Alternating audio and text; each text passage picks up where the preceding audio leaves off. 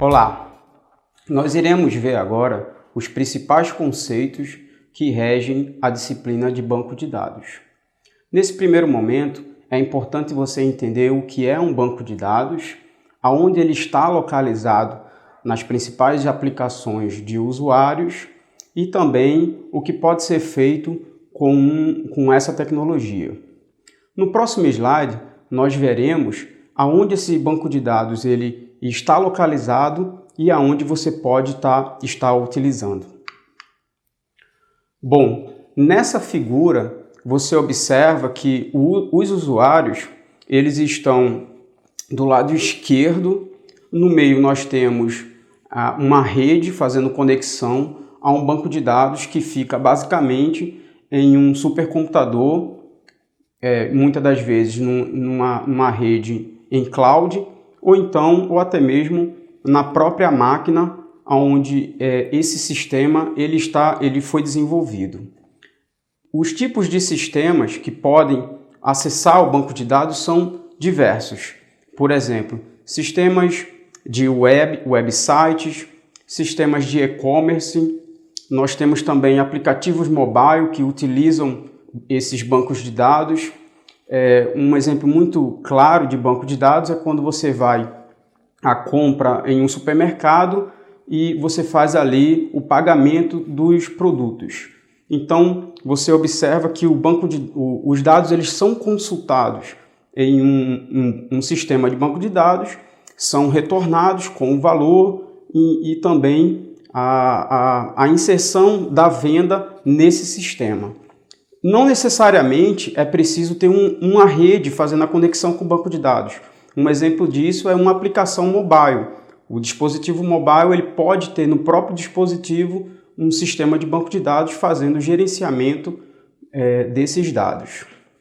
Nós veremos agora os conceitos que regem o banco de dados com relação a SGBD, dados e banco de dados. Observe essa próxima figura. Nessa figura, nós temos o conceito de SGBD, banco de dados, nesse caso, banco de dados vendas, e os dados. O SGBD é o sistema que vai gerenciar todos esses dados, junto com os bancos de dados. Já os dados fazem parte do menor grão da informação, que fica justamente dentro de cada tabela do banco de dados. O dado você pode entender de uma forma geral, que é um campo em um formulário web. Quando você coloca ali o seu nome, você está inserindo um dado no banco de dados. Nessa figura, o grande quadrado, o grande retângulo, ele informa o SGBD. O SGBD ele é formado por vários bancos de dados, né? Do seu lado esquerdo temos o banco de dados formado por várias tabelas, a tabela cliente, a tabela produto e a loja. E no meio da tabela loja, onde essa setinha aparece, nós temos os dados propriamente dito.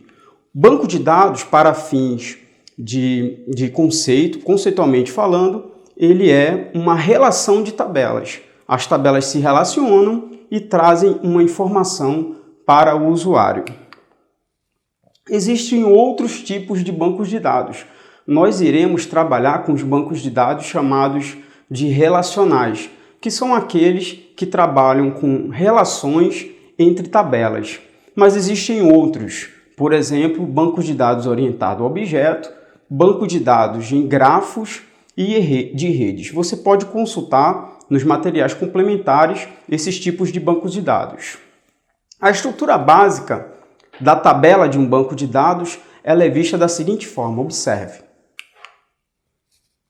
Nesse slide, nós temos a coluna da tabela formada por, nesse caso, CPF, nome, telefone e data de nascimento, que é uma tabela do tipo pessoa, é uma pessoa, e cada linha dessa tabela informa as características de uma pessoa. É conhecido como tupla.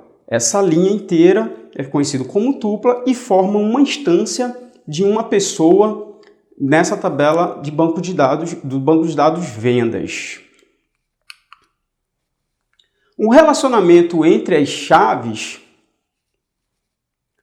o relacionamento entre as tabelas esse relacionamento é feito entre chaves que possuem em ambas as tabelas. Por exemplo, se uma tabela do tipo cliente o cliente tiver mais de um endereço ou N endereços, é preciso então fazer uma tabela para que eles se relacionem. Nesse caso, observe nessa figura próxima que a tabela pessoa ela se relaciona com a tabela endereço, não é isso? Com a tabela endereço, aonde a chave em comum entre ambas as tabelas é o CPF da pessoa. No caso do lado direito, você observa que existem dois principais conceitos, que são a chave primária do endereço, que é um número sequencial, e a segunda coluna, que é a chave estrangeira. Essa chave estrangeira vai fazer a ligação entre ambas as tabelas, evitando com isso, na verdade, problemas de redundância de dados que nós veremos daqui a pouco a seguir. Nessa figura, nós encontramos a redundância de dados. Se você inserir por exemplo, vários endereços para uma mesma pessoa na tabela pessoa, é normal que esse registro dessa pessoa vai se repetindo e, consequentemente, os dados vão ficando repetidos. E, nesse sentido, é visto como um erro grave de banco de dados e isso deve ser evitado. Esse tipo de problema ele é solucionado quando você faz a relação entre entre duas tabelas, no nosso caso anterior. Existe um outro erro também que causa quando você não faz o relacionamento correto, que são valores nulos nas tabelas que possuem, por exemplo, um cliente que possui mais de um endereço, você pode criar duas ou mais colunas e, nesse caso, se um cliente tiver apenas um endereço, as demais colunas elas ficarão nulas e isso também deve ser evitado. Observe na próxima figura.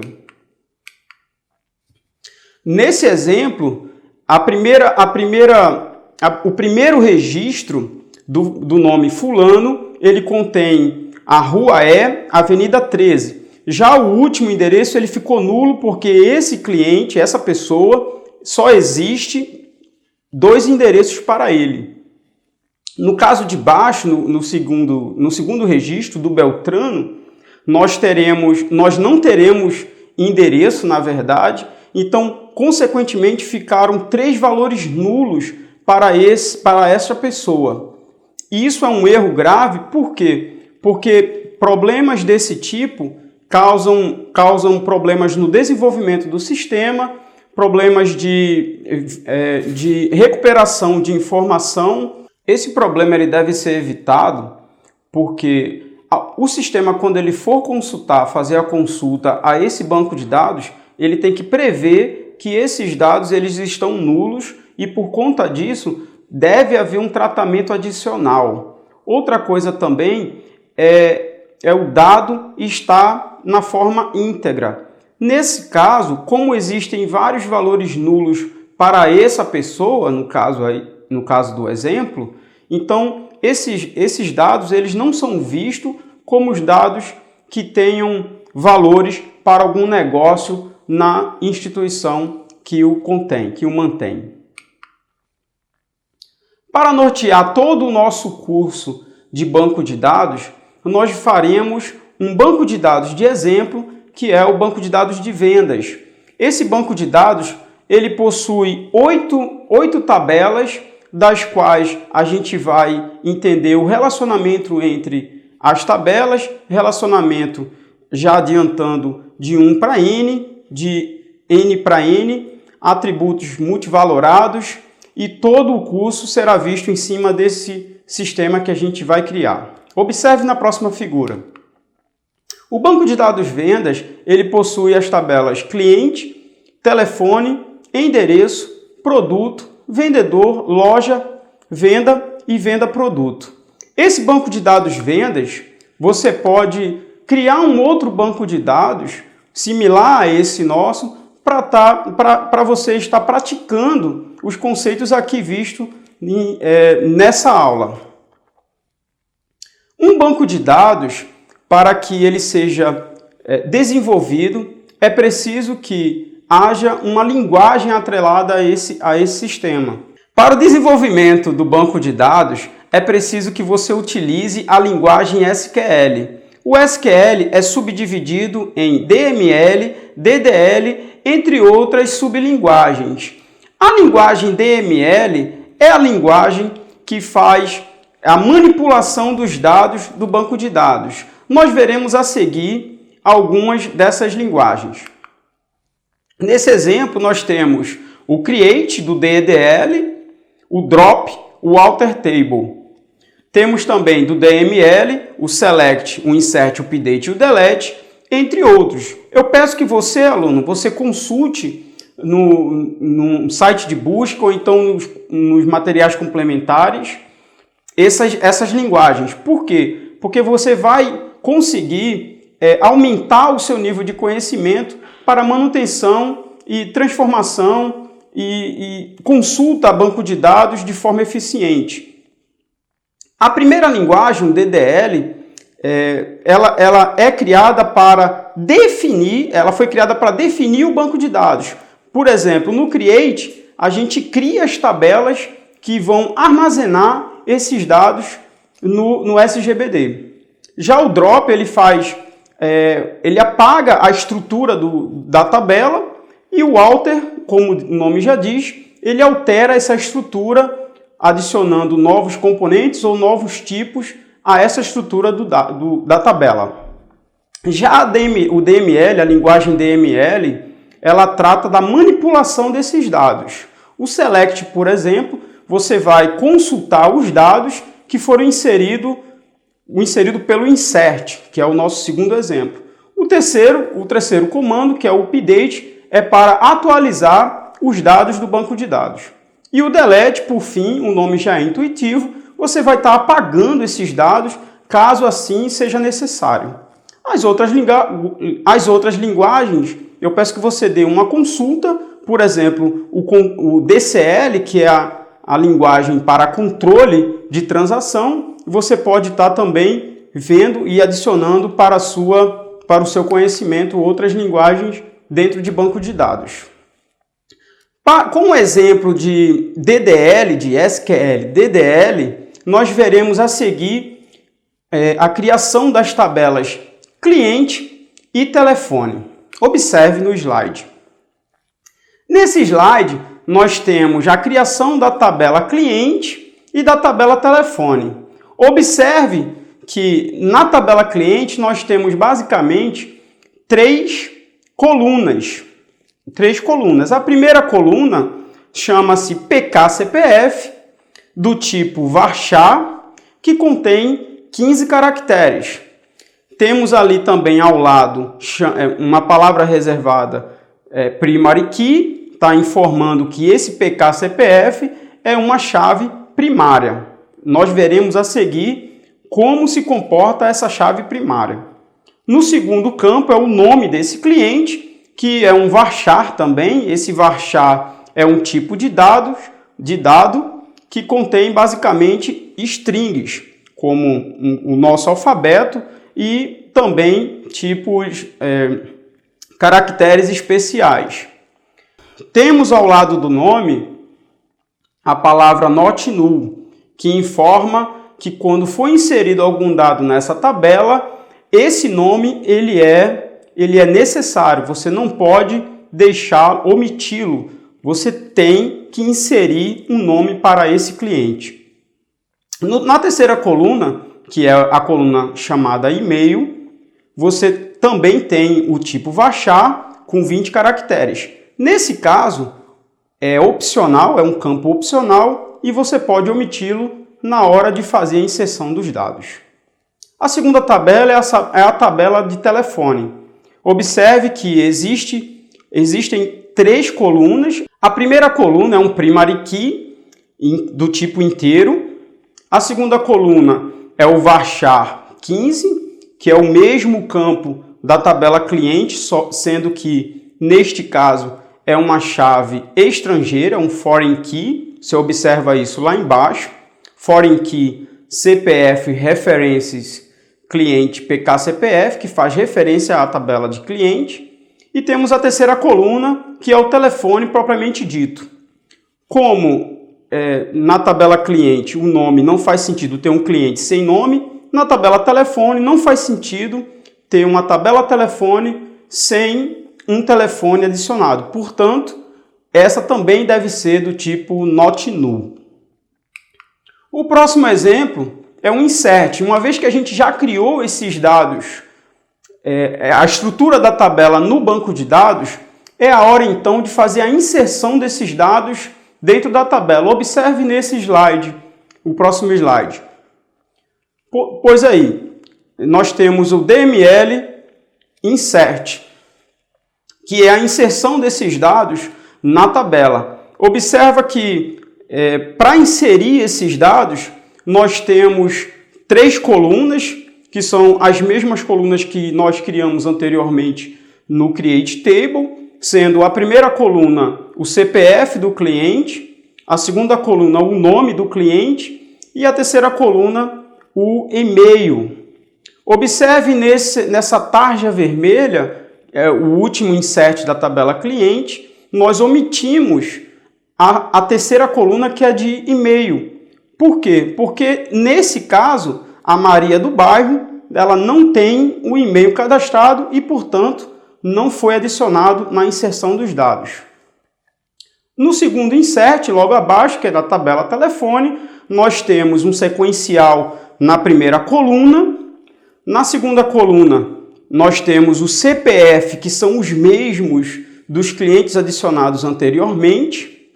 E na terceira coluna, nós temos, de fato, o telefone de cada cliente. Observe nesse último insert que há um erro ao inserir esse valor. Por quê? Porque se você for observar os CPFs da tabela cliente, não existe um CPF igual ao que aí foi especificado.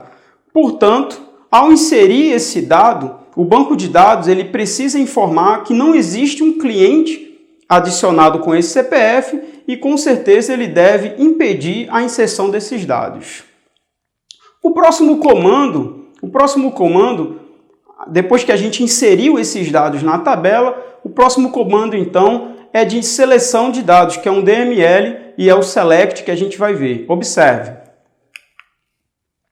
Pois bem, nessa figura, nós temos vários comandos do tipo select. O primeiro é a forma mais básica do select, onde você tem as palavras reservadas select from. Nós temos o asterisco, né, para informar que são todos os campos da tabela. E por último, a tabela. Nesse primeiro exemplo, na primeira linha, nós temos select asterisco from telefone. Esse comando vai retornar todos os campos da tabela telefone de uma só vez. Já no segundo comando, nós especificamos quais são os campos que nós queremos que eles sejam retornados. Nesse caso aí, nós retornamos apenas o nome e o e-mail do cliente, omitindo, portanto, o CPF do cliente. No terceiro select, no terceiro comando, nós especificamos o CPF e o telefone da tabela telefone. No quarto select, nós temos a presença do operador like.